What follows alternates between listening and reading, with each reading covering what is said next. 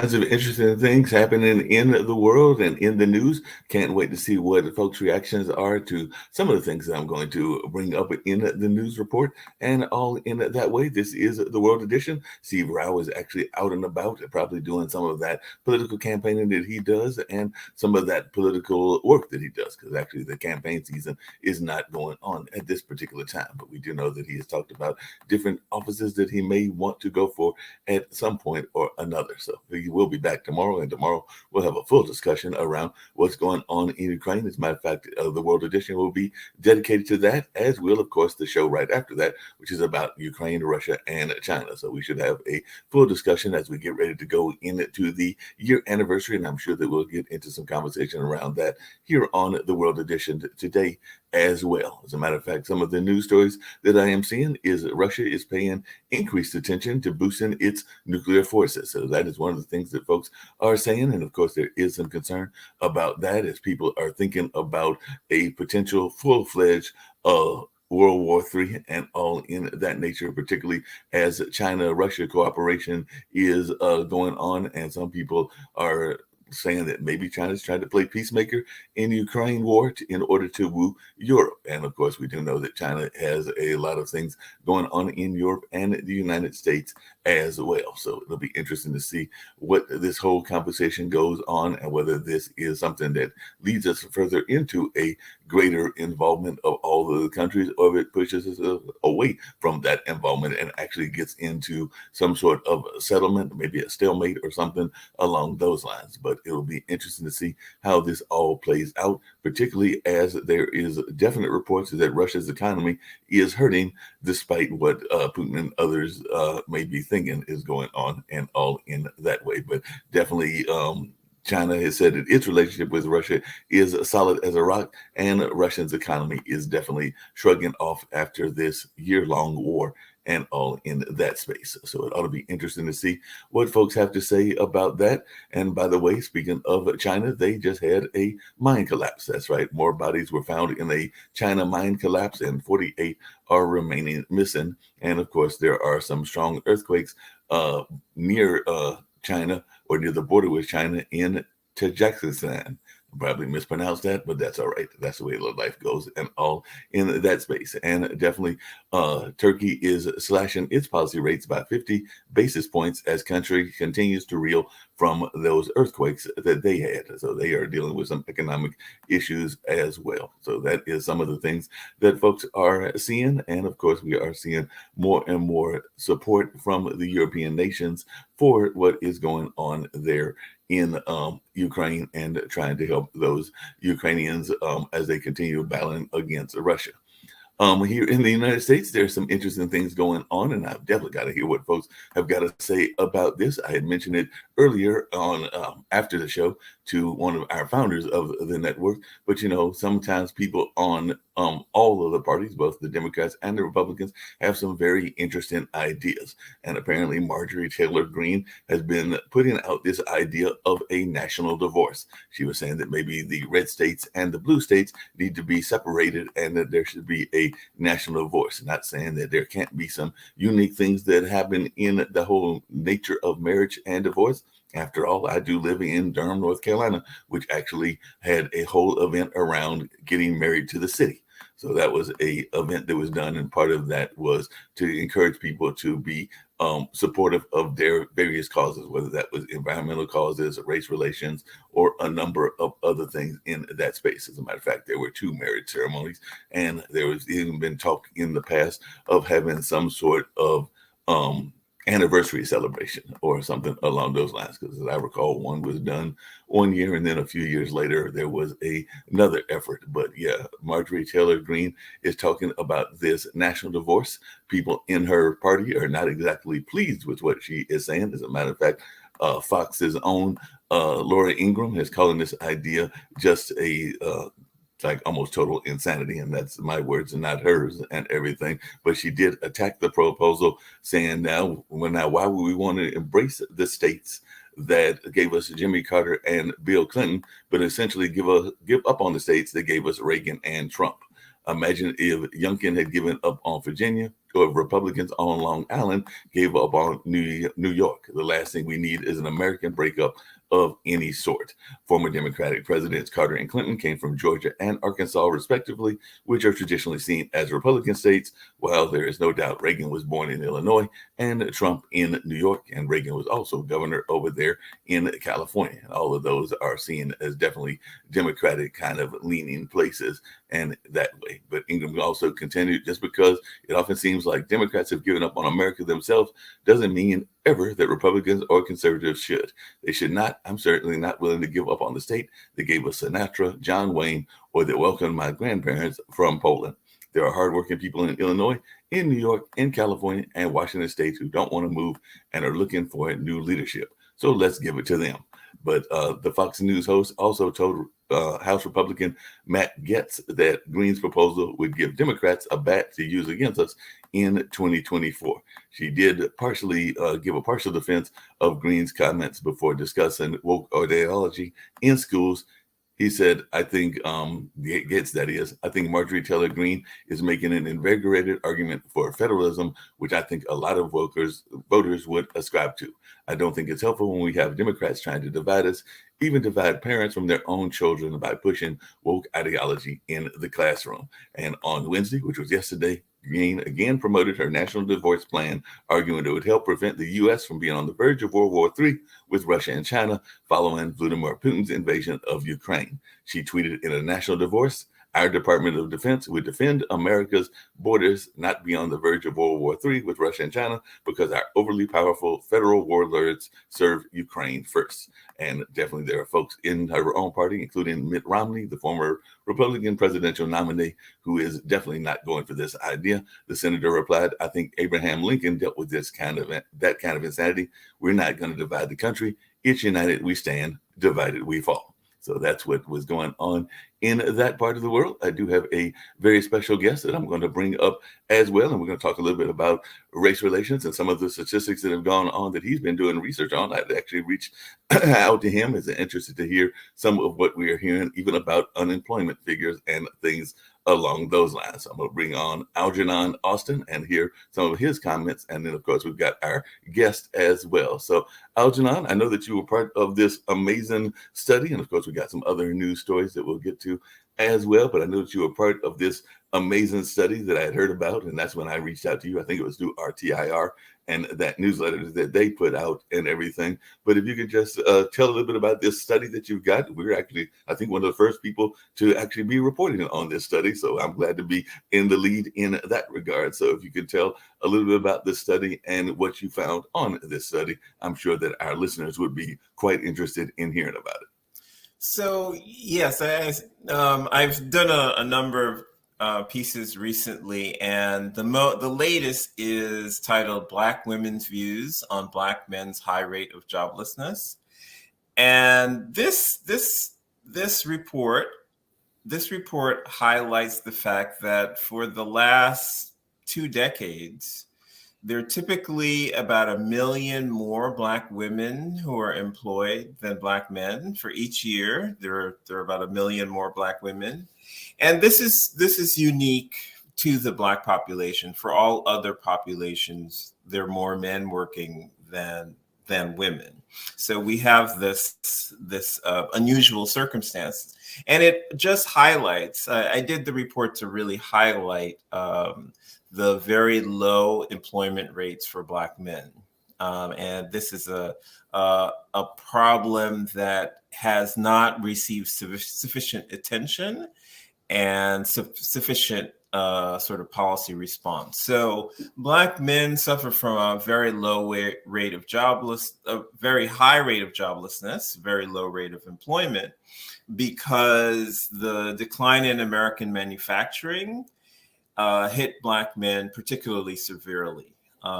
Manufacturing sector was a very good sector for men without a college degree, in particular, and Black men more so than white men, for example, don't have college degrees. So they relied a good bit more than a number of other groups on manufacturing jobs, but with deindustrialization and with the loss of manufacturing to other places in the world, Mexico, China, etc., that really hit Black men and Black communities more broadly very hard. Additionally, since the 70s, we've seen a ramp up of mass incarceration. And that means that and that also disproportionately hurt Black men. And employers do not like, there is discrimination against individuals who were formerly incarcerated in the labor market, as well as discrimination against individuals who are Black in the labor market. So both of those things have also had a very significant negative impact on the employment opportunities for Black men. Let me say a little bit more about the racial discrimination in the labor market, because sometimes people don't fully appreciate it. There have been a number of studies, really, there was a recent review of 25 years of these studies where researchers have sent out Black and white candidates to apply to similar jobs, and the candidates are trained. They're called testers. It's an experimental study. So the researchers train the applicants and say, okay, this is your script. You have these qualifications, and you present this to employers. So white and Black candidates are presenting equivalent qualifications to employers, and they consistently find that the employers are more likely to hire the white candidate, although the Black candidate has the same qualifications. Similarly, other researchers have, instead of sending out individuals, have used resumes. So they send out similar resumes, but one resume has a stereotypical white name, and the another resume has a stereotypical Black name. And they consistently find, again, that the stereotypical white name gets better responses from employers than the one with the stereotypically Black name. So, and we've seen this, decade after decade, this type of discrimination. And as I mentioned, so we've got deindustrialization, we've got racial discrimination in the labor market, we've got racial discrimination and other issues in our criminal justice system that then impacts the labor market. So mass incarceration and people returning from prison, if you're Black and you have a criminal record, it becomes very difficult for you to find employment. So all of these things, as well as other things, but those are some of the major ones, have led to an extremely low rate of employment for Black men. And what the report highlights is that it's a serious concern for a variety of reasons for Black women. So, 80% of Black women are worried about this problem, and rightfully so, because this means that their families are being harmed. So this means that their sons are less likely to find employment. Their brothers are less likely to find employment.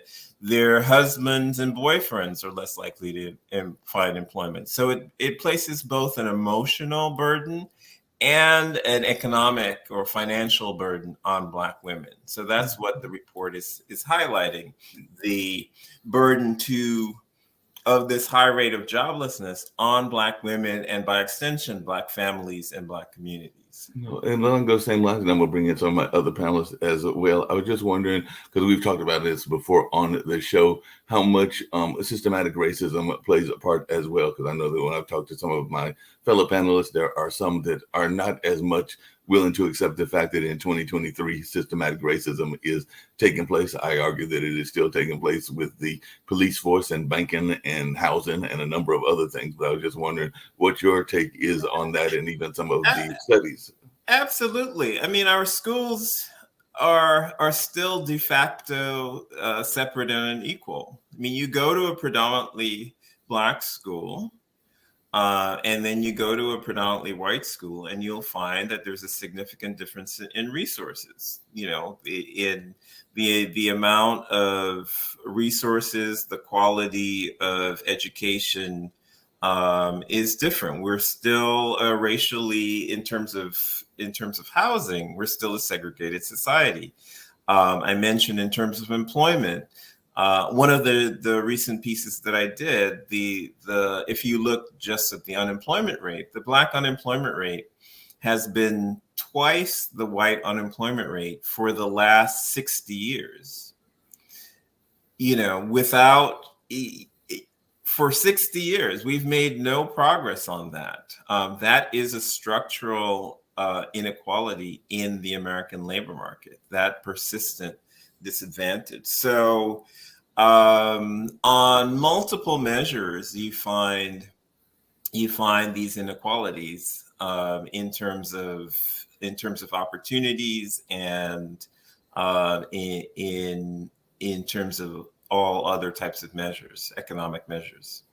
Yeah, definitely. Like I said, I'm going to bring in some of the other panelists. I'm sure they may have some questions as well. But as I mentioned earlier, I do know that was whole conversation around this national divorce, which some people may say could lead it to another version of a civil war and everything. And one of the things that I saw that Jason Nichols was writing about was that folks might be careful what they wish for, because a national divorce could also impoverish the red state. So it could be that's the first thing that came to mind. I mean, you know, there's a lot of rhetoric, there's a lot of false and empty rhetoric in American politics. But one thing that people don't realize and don't appreciate is that, you know, a lot of the red states get more from many of the red states get more from the federal government than they pay in. So in a sense, the blue states provide significant financial support to the red states.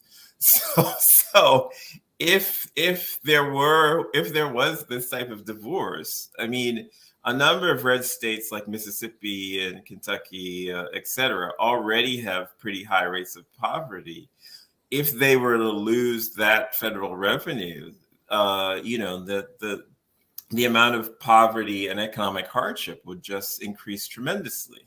So, you know, it just shows that some of these politicians simply don't know what they're talking about, and they spout really absurd and ridiculous ideas without having facts behind what they're saying. No, definitely there. I want to bring in Lee Newton Rhodes. I know that in the past, Lee Newton Rhodes has brought up the notion of family values and family kind of background. And I know that there have been a couple of times that he's talked about things around even the racial divide as well, because he has oftentimes asked me whether there should be more efforts to help some of those African-American women that are being struck this way and everything in that nature. But I'll let Lee speak for himself. I don't want to put words in the man's mouth, and if he's got questions that he wants to ask as well. And of course, I do have Sasha from Canada by way of Ukraine, and Dan Worthington will be joining as well. But Lee, any thoughts that you have? Yeah, I had a whole bunch of thoughts, but I'm going to start off. First of all, thank you for coming. It's a pleasure meeting you. One tricky thing is when you do interviews and you send in white candidates and you send in non-white candidates, to be careful that the assumptions are it's because of color that the interviewer is making decisions as opposed to personalities. Even if on paper the candidates look alike, this person has to say, I'm going to be with this person 5 days a week, 8 hours a day. Do I want to work with this person? And that sometimes has nothing to do with color, it's personality. So I think we jump to conclusion that it's because of the color only. Yeah, so as well, yes, that is a concern. That is a legitimate concern. But these researchers, these are social scientific studies using an experimental Right. methodology, and they train. They don't just randomly send people out. They train the candidates to present the same information in the same way. So that's one, but I mentioned there are two types of studies. There are the experimental studies where they send people out. And yes, that's a legitimate question. Are the people, giving off the same Vibes. affect, etc.? Right. And are there interpersonal dynamics? But the second study just sends out paper. It's just a resume. No, I understand that. And the only thing that's different is one person's name is like Jeff, and the other person's name is Jamal. And although the resumes are essentially the same, Jeff gets more positive. Jeff gets called in for interview, but Jamal doesn't. And you have to wonder, well, what is that? Why is Jamal? No, I understand that, but in studies like that, like that, are they also putting in Japanese names, Israeli names, Korean names, Indian names? Also, are just strictly Jeff and Jamal? These are stereotypically white names and stereotypically black names in these studies. There are different ones, but the ones that I'm talking about are these, and that's what you see. You see this consistently that the Jamal and Lakeisha are not getting the invitations for interviews. They're not getting the calls. Yeah. And one other thing before everyone else jumps in terms of the unemployment rate, my understanding is whether you like Trump or not, during his years, black unemployment was at its lowest. Do you want to comment on that? Yeah, so we did see a historically low black unemployment rate during the Trump years, and now we've returned to that. So in the Biden years, so we're back in a similar economic space. However, that's a low rate for black people. That same rate for white people would not be considered a good rate, and that's because the black rate is always, for the last 60 years, always about 2 times the white rate. So we have this this very durable structural inequality in the American labor market. And the other thing, let me go a little further. Even controlling for, even looking at the same educational attainment. So let me, in the report that just came out, Algernon? Yes. Yeah, the report, is it strictly looking at skin color, or is there a differentiation between American blacks versus Jamaican blacks, Nigerian blacks? Because if it's strictly skin color, I don't know that that's true, because I see there's a difference between the hiring rates based on country of origin versus strictly skin color. Am I wrong? Yeah. that's let me come back to that. I'll make a note of that. Interesting. Let me come back to that, but I want to make this point about the unemployment rate. Just go a little deeper, and even if, and this is just in the report, I'm just looking at black men, and if you look at this is 2019, so this is during that historically low Trump unemployment rate period, and so for white men who did not have a high school diploma, had an unemployment rate of 4.4%, which, by the way, so these are people who did not complete high school.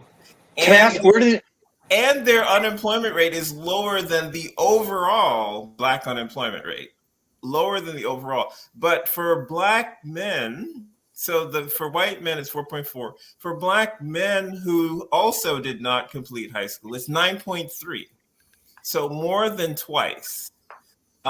Even for Black men who completed high school, who has the high school diploma, it's 6.6. So if you're a Black man with a high school diploma, your odds of finding employment are worse than a white man who has dropped out of high school. And what's the number for Black women? This report, Black women, it will be a little similar. This report was highlighting the joblessness for Black men, but the numbers for Black women tends to be somewhat a little bit lower, but not that much lower. To the issue of immigrants, yes, we can see differences at times.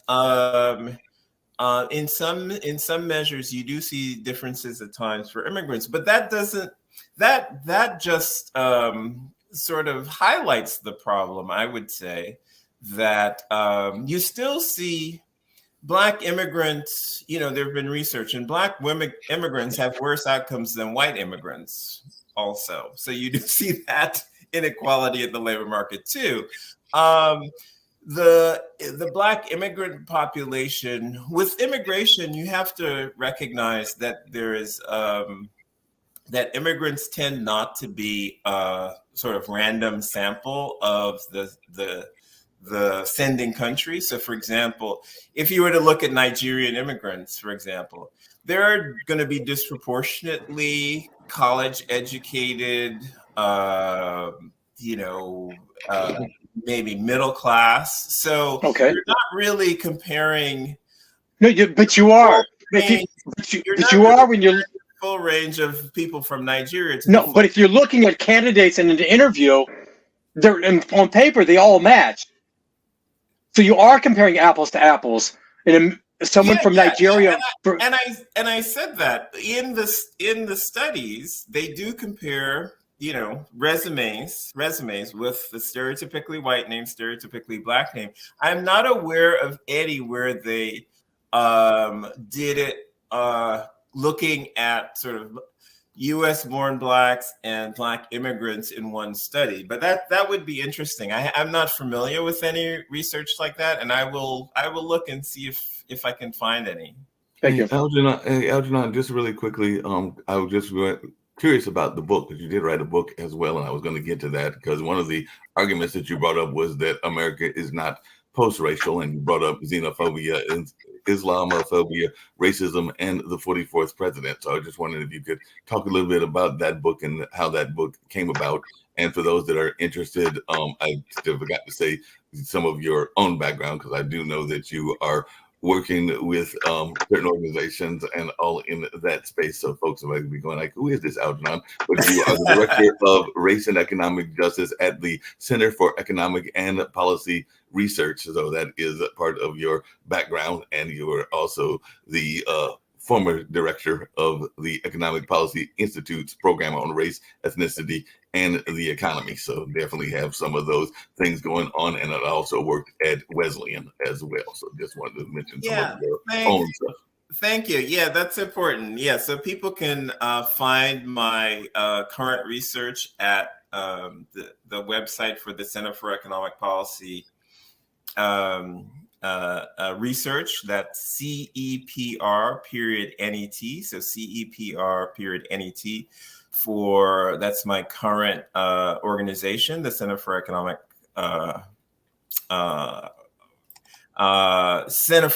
and Policy Research. And one thing that I'm very much involved, so we're talking about the high rate of joblessness for Black men, and one of the policy solutions that I'm pursuing is what we're calling full employment for all. which is a national subsidized employment program that targets communities that face persistently high rates of joblessness. So it will benefit, if we get this established, it will benefit communities that face persistently high rates of joblessness. So places like Flint, Michigan, but also much of Appalachia, and also, places in, like Apache County, the Native American population and indigenous population. There are so people of all races in every state, in every single state. You can find these communities that suffer from high rates of joblessness among all races. So fullemploymentforall.org, you can find out more. So people will be working. Right? Yeah. Are you finding a correlation between those communities with high unemployment to very low graduation rates in high school?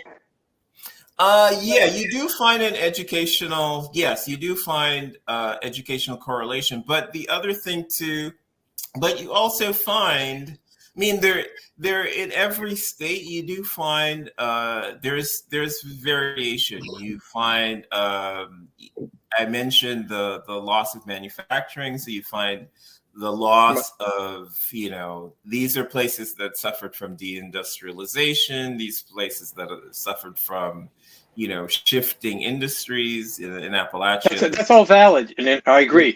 But these people can go to other type of jobs where education plays more of a part, whether they go to college or not. Yeah, education is important, but getting back to what I was saying, if we're looking at the, specifically for African Americans, we do find that even at the same level of educational attainment, you still find that the Black unemployment rate tends to be significantly higher, and in many cases double. So I was talking about less than high school. It's more than double. High school levels, more than double. Along those same lines, do you think that we're seeing enough people that are in the minority community that are going into newer technologies and newer jobs? I do know that there has been a rising rate and a rising amount of folks that are getting into technology jobs, and definitely there has been whole efforts to have like Black Girls Code and things in that kind of ways. But do you think that the minority community in general, not just the African American, but also the Hispanic and other communities, are getting enough into some of these new jobs? And some of these new jobs don't necessarily require a college degree. I have a very good friend that is in the whole metaverse space, and I don't think that they completed their college, but they are very much involved in that lane and know quite a bit about that lane. So there are some of these jobs that if you are learning at the ground level, you might be able to do better than even some of our college graduates. I just wondering. Mark, some of the metaverse is dominated by non-whites from India, from Japan, China. True.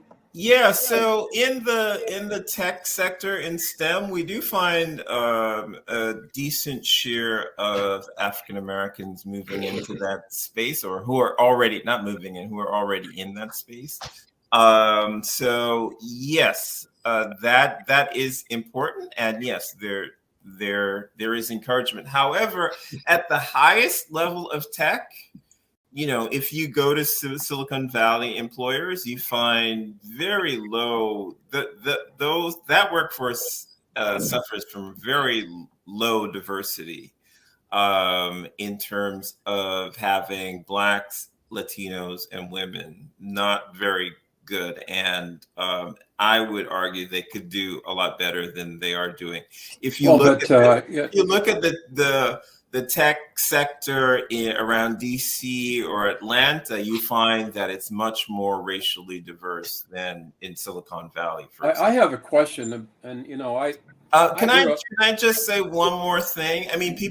We do focus a lot on tech and STEM, science, technology, engineering, and math occupations. And those are important. Those are very high paying, very lucrative, very important to the economy.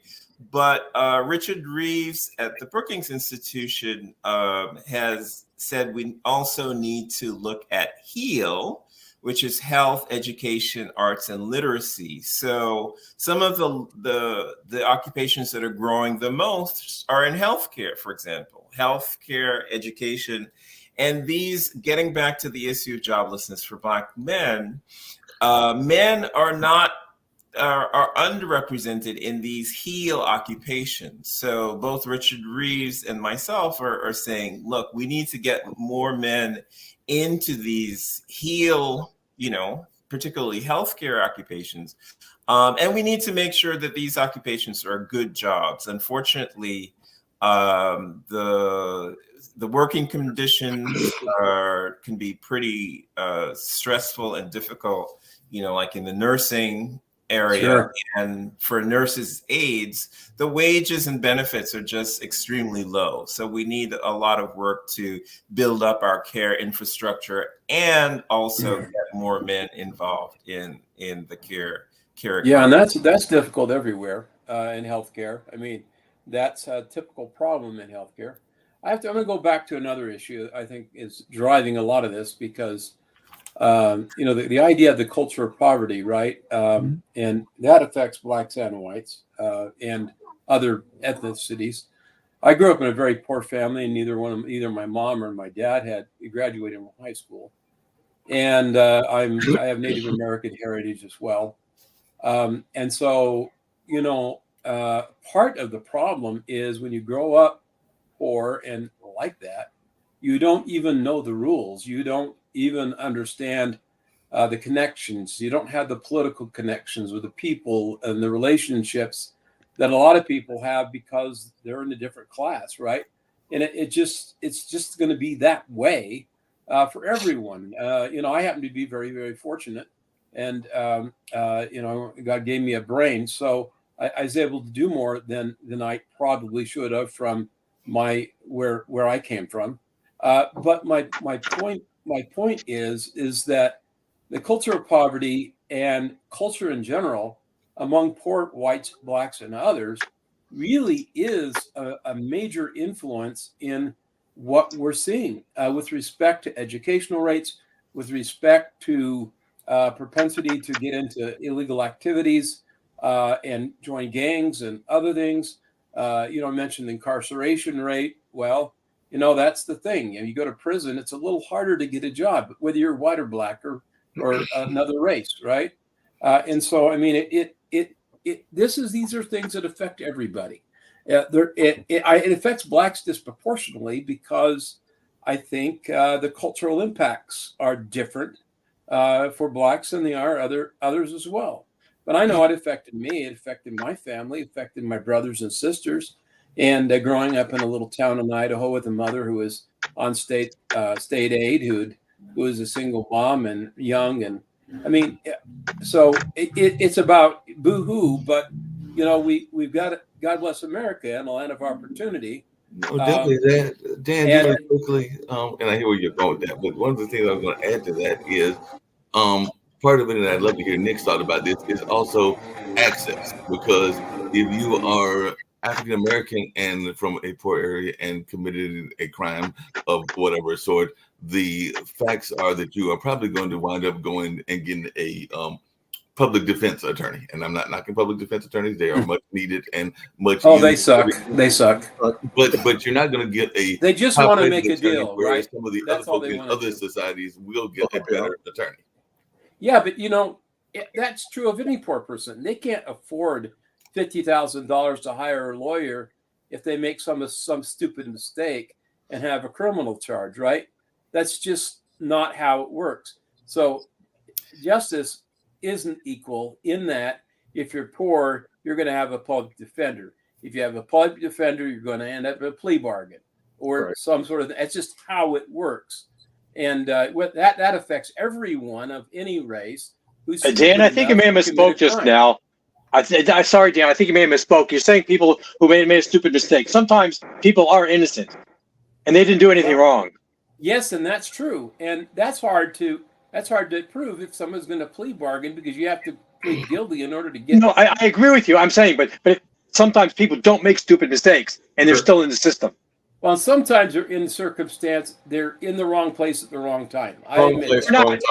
You can't beat being in the right place at the right time. There are many examples of that. Yeah, I wanted to make a comment on. Thanks for smiling.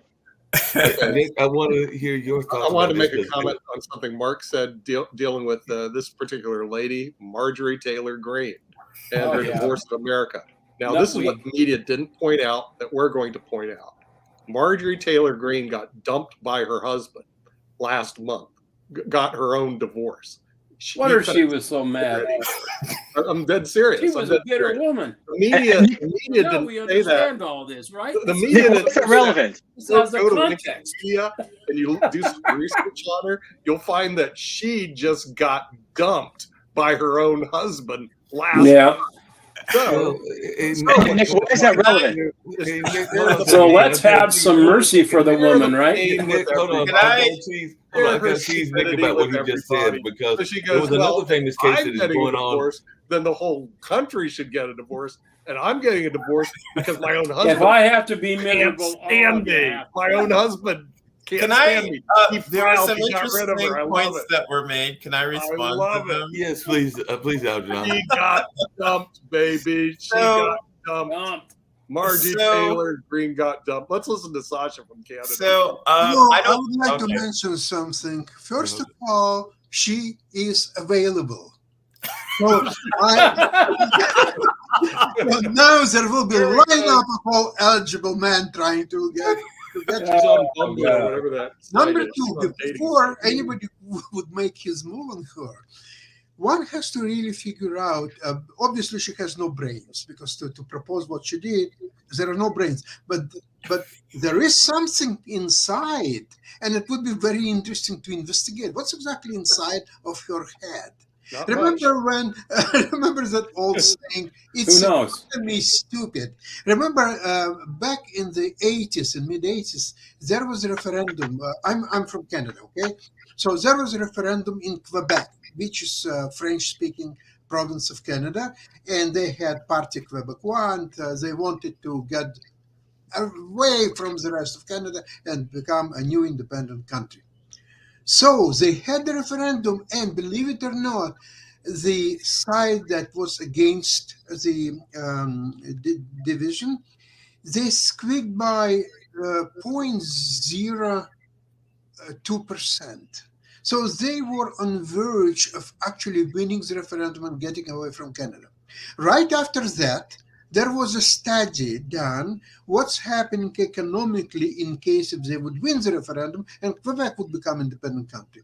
The study showed that Quebec would collapse in a matter of about a year and a half. It's because they would have to take well, they are French, right? That, and it would just economically, it would be absolutely impossible. So before she would make such a proposal, she would have to consult it if she would have brain. Now she has no brain, so I understand the process. So she would have to consult at least somebody how economically it would work, because you can envision, okay, this state's going this way, some of the states going that way.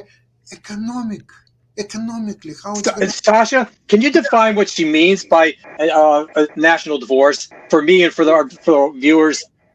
No, how are we defining that term? Between the red states the and the United blue States states. of America is going to divorce Marjorie Taylor Greene.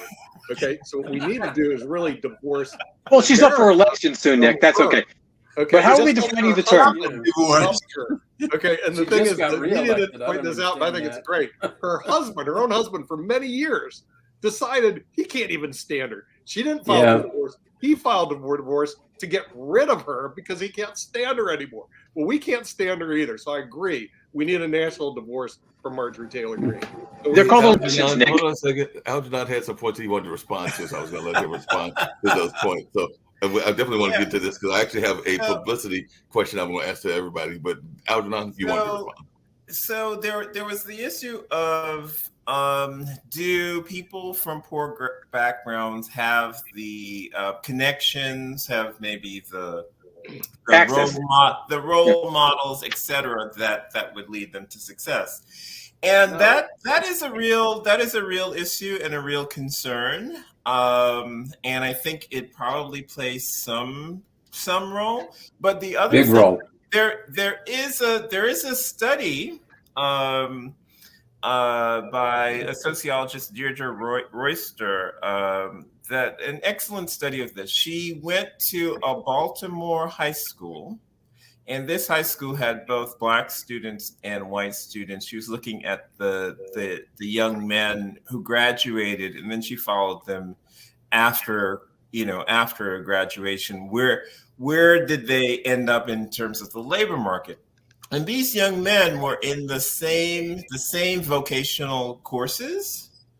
The Black young men ended up working in McDonald's if they were able to get a job. The white young men were able to get sort of blue collar trade jobs.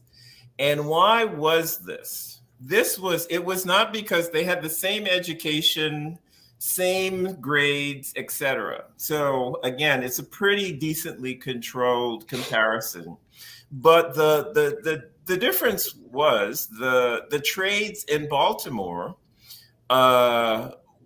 it's predominantly white men in those trades, and the white high school students were connected. They were socially connected to the white men in the trades and those networks. So it was a difference in terms of who had access to the job networks, the job information. It's how it always works. So you're saying the good old network is real? That's how Marjorie Taylor Greene basically got her first job, by the way.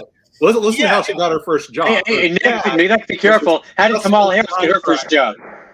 Marjorie Taylor Greene got her first job because her dad sold the business to his now ex-son-in-law and Marjorie Taylor Greene. So how'd she get her job? Because she's totally unemployable. Okay, is that her dad turned around and gave him the company? Ta-da!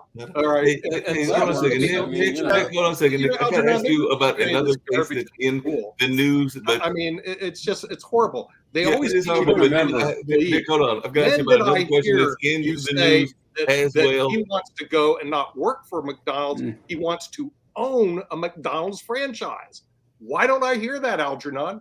Why are we always training people to be employees and not employers? By the way, I wouldn't want to work for McDonald's. Employers make a lot more money than the employee, but they always train people to become bloody employees. It's the wrong way to go. I'd rather own my own HVAC company. I came from 3 generations of my parents, my grandparents own printing companies. They own them. They own banks. Let me tell you. So when I started my own law firm, and unemployment in lawyers was way over 10%. So crime here forever. There was frankly no jobs. He's a trust baby. Don't listen to him. That's true. I had a lot of you can't trust a trust baby. And I'd love to hear Algernon. Not only that, as I'll tell Shaquille, I'm also you're saying that why also don't we many get more generations employers that are royalty from Scottish and the Netherlands. Hey Nick, you're asking why there aren't more employer-based African American companies. Now, when there have been historically those kind of companies, there has been some destruction of those companies. The Black Wall Streets were very real. I brought that up before and everything, and they were destroyed in one way or another, sometimes deliberately. So definitely there have been efforts now to get more African American owned companies. Business, Mark. Things go up and down in business, but what they don't do, and this is a disservice in our education system, they don't train people to own their own business. They always train you to be an employee, work for somebody else. Nick, who's they? You make more money. Nick, who's they? Business, no matter what it is. HVAC business I met yesterday. An HVAC business. Well, you don't want to get HVAC. The guy's putting away 300,000 years of retirement plan. Plus, Algernon, own your own business, dude. Own your own business. Own your own HVAC. So if you are able to own a successful business, then that you can be very successful. And you're the employee. The if, however, is a pretty big if. DoorDash, come on, Algernon, there's DoorDash. Because as you may know, many new businesses fail. The failure rate for starting that's because they're not willing to work 80 hours a week. What they don't tell you, if you want to own your own business, you want to be successful. And I'm going to get news alert. You want to be successful and you own your own business, work 80 hours a week. They don't tell you that, but I can tell you, if you want to be successful, and all the people I've seen that are successful that own their own business, well, and you 80 know, hours Nick, a week. They don't work you also have to have a 40 brain, hours right? and 32 hours. It helps to have a brain. You work 80 hours a week. Get used to it. Yeah, it's very hard, but I would say No, that, it you isn't. know, It's all about skills, baby. It's all about the skills. It's Hey, still Algernon, a competitive market, so it makes it very hard. Like, I think even if you're working 80 hours a week, it 80 hours a week. It can be very hard. It's not. If it were easy, everybody would do it, right? Algernon, the other working thing, for an the other employer thing is like working is for a slave capital. master anyway, right? The other thing is access to capital. You know, having a successful business often requires capital, and the historic that's why service discrimination and structural inequality in American society means that Black people don't get Algernon, and contemporary employers are really the slave owners situation of America now, right? The corporate America, not small businesses, but the companies, right? So the companies are the slave owners today. We work a W-2 job. We're all basically slaves to the corporate mentality, to the federal rules, everything else. We serve the man. That's the reason you want to own your own business. That's why if you have your own business, you don't have to serve the man so much. You're still regulated by the government, who makes all the rules. No, but the thing we have a problem with that. So it doesn't really matter anymore. They didn't do away with slavery. They just made us all slaves. When we created the federal income tax system, they made us all own your own business. You'll own nothing and you'll be happy. Own your business. Actually, Dan earlier mentioned DoorDash, and DoorDash, you are not owning that business. You're actually running the DoorDash. No, I know DoorDash, the rest of them. I used to work for Intuit and do a lot of consulting for tax work, and it's amazing to see the number of people who actually sucker for the DoorDash and the other things. They end up, they make money, but not on taxes, because they can end up deducting everything for gas and everything else, and they end up actually not having to pay any tax on it because they don't really make any money because of the cost of transportation and everything else. But it's a gig. Some people make good money. Getting back to, I think people were onto something in that the current labor market, what we're seeing, if you look at the trend in income inequality, you find that the wealthiest 1% has been seeing tremendous growth in income, and especially LeBron and Shaq. Just look at that. And all the NFL players, the great majority of them. Listen, they got on the other side of the curve, all around. LeBron and Shaq. I'm shocked. On the other side I of the feel abused. I want to have my remuneration. Well, there's people you didn't hear about: Tyler Perry, Roger Smith. They got on the other side of the curve. But guess what? It's amazing. They all now own their own businesses. What a surprise. Wow. Yes. There's Mahomes, what amazing guys. Do we really want to investigate the demographics of the top 1%? No, not really. I'm not sure that there is any Black person in that group. There might be one or two. Elon Musk said it best. When they went to Europe, right? All these 1%, all these 1/10 of percentage that control the world's wealth are the ones calling the shots, making the rules, making government policy. They are making the rules, doing all this crap, and those are the guys that are responsible for this mess.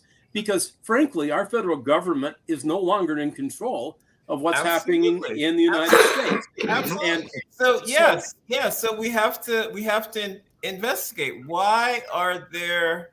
I forget the exact number, but why are there like hundreds of lobbyists for each person in Congress? And why are these? Because Congress people are whores. That's and why. And why do you say it's a mess? Hold on a second. Hold on, Dan. Hold on, Dan. Dan, I'm glad you mentioned that word. Many hold on a second. Many Dan, hold on a second. I'm glad that you mentioned that word because that was one of the other quick stories I was going to get to because there was a woman that was definitely involved in that whole prostitution lane and everything, and she was recently arrested because she pulled out a gun and shot at some folks. And she was at that famous, infamous Bunny Ranch and everything, and now she's out. You can't shoot your Johns. That's one of the rules. But she had a great quote and everything, which I want to hear from That's not Nick, his response, but she did say that her emails are skyrocketing. People want bookings and meetups. Maybe Dennis was right, and Dennis was the former owner of that Bunny Ranch. All publicity is good publicity. That's what she tweeted to her followers on Wednesday. So she was referring to that. So is she right? Because apparently, is she an? Well, see, there's a nice business opportunity. Or is she an employee, Mark? Okay, when you work at the Bunny Ranch, I've never done that before. Is she an independent contractor, owns her own business, or is she an employee of the Bunny Ranch? I don't know. You tell me. Nick, I don't know. Maybe Lee knows the answer to that question. No, my question is: during the pandemic, was it considered an essential service, and they was allowed to stay open? Probably. Yeah, it could have been. Maybe she got relief money. Politicians go to those Think about that. So Yeah, the PPP. they get free PPP gratis, right? Yeah. It's a little hard with your mask and everything, but hey, they make it work somehow. they make it work, but apparently she's going to Oh, jump. Yeah, on damn it! But the 6 foot social distancing was problematic. So social distancing was I'll be honest, this could be a good assignment. Do a study on the Bunny Ranch. That would be a pretty interesting thing. Well, Probably make a lot of money on it because I don't know. We want to know if it's racially. how does the Bunny Ranch really work? And Yeah, I want to know if it's racially diverse. curious minds want to know. Seriously. Yeah, is it diverse? I'm sure there. How much money they make? Mark, is it false advertising? Nick, is it false advertising? There's no bunnies there. There's No no bunnies. there. No bunnies. Yeah, they could have an FTC complaint. Well, I mean, not in the Playboy sense, maybe. Right, Sasha waits patiently. He's not like the rest of us. He's from Canada. I'm from Canada, so I don't expect my He doesn't opinion to be. You don't expect much from Americans, do you? But I would like to actually tell you that I'm really surprised and shocked by today's discussion. From Canadian point of view, really, I do. Really, I am really surprised because actually, the name of the program somewhere down the line was Racism in America. Now, America, to my knowledge, includes also Canada and Mexico. Does that imply that racism is only in America but not in Mexico and Canada? Oh, it exists both places. I don't know much about Mexico. Except that being on holidays 2 times there. Pina colada, man. Yeah, That's a good question. Now in Canada, I would like to assure you that racism in a It's form alive and well. described here happening in the United States doesn't exist, and I'll tell you why. It doesn't exist. I'll explain to you why. Do you guys have jails? No violence either? In Canada? Excuse me, gentlemen. You'll never learn anything by talking, only by. Doctor, you're the one talking now. Okay. I'll try to get my point of view, even if you will keep yapping. Okay, that's fine. American culture. Now, I would like to tell you one thing.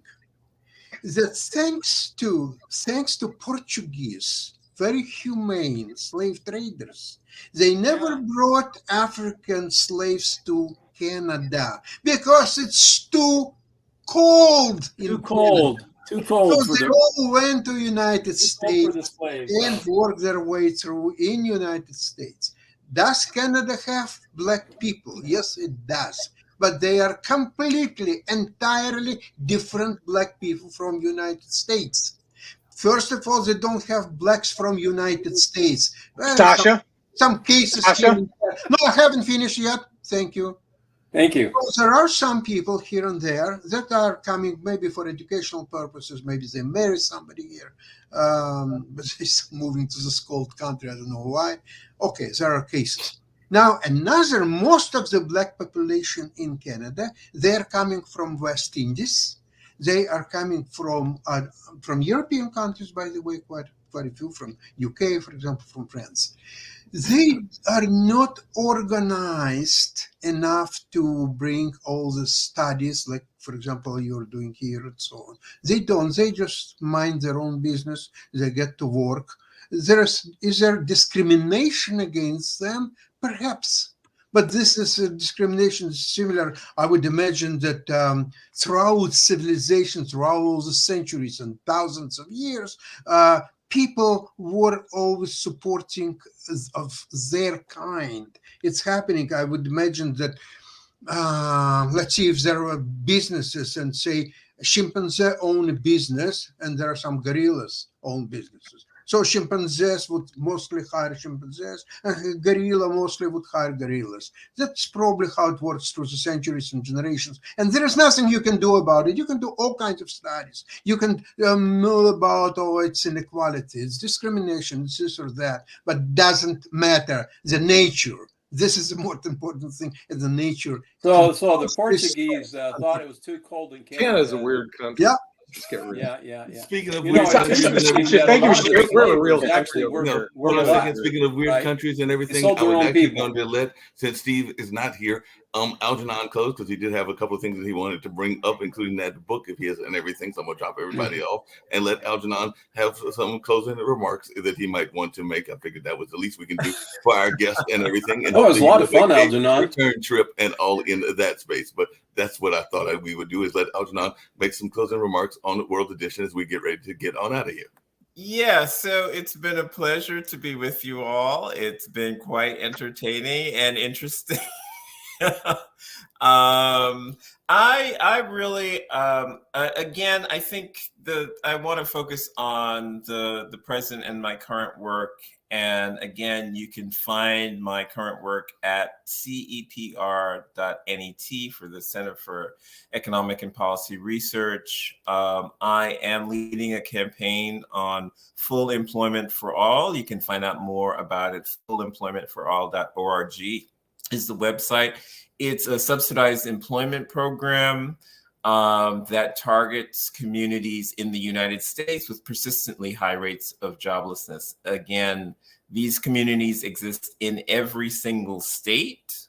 People of all races are living in communities that suffer from these persistently high rates of joblessness. You can find it in urban areas.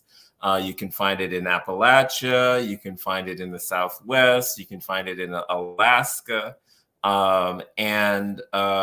We need to, President Biden talked about forgotten people and forgotten places. These are the people that I'm talking about. And Full Employment for All is advocating for a policy to include these forgotten people and places into the American economy. And that's all. So it's been wonderful being with you all, and thank you very much. Appreciate you, Algernon. We're ready to get on out of here. I know tomorrow the full show is dedicated to Ukraine and what's going on there in that particular situation and everything. I do hope that you will make a return trip. As you can tell, it's a lively bunch and everything, but definitely we have engaging and wonderful conversations. I was glad that I found you through RTIR, but I hope that you will make a return trip, because a lot of the studies that you are talking about is stuff that we oftentimes talk about on the news show here on a regular basis. So I do hope that you will make a return trip, but definitely we're going to get out of here, because I know on tomorrow we'll be talking fully about what's going on in Ukraine. And if you want to stick around afterwards, I know that sometimes the folks are still around afterwards because we continue with our programming, but we end this particular broadcast. If you want to just join in some fun discussion afterwards, I would definitely love to do that. I have to go, but I'll be happy to come back. Sounds good. Bye.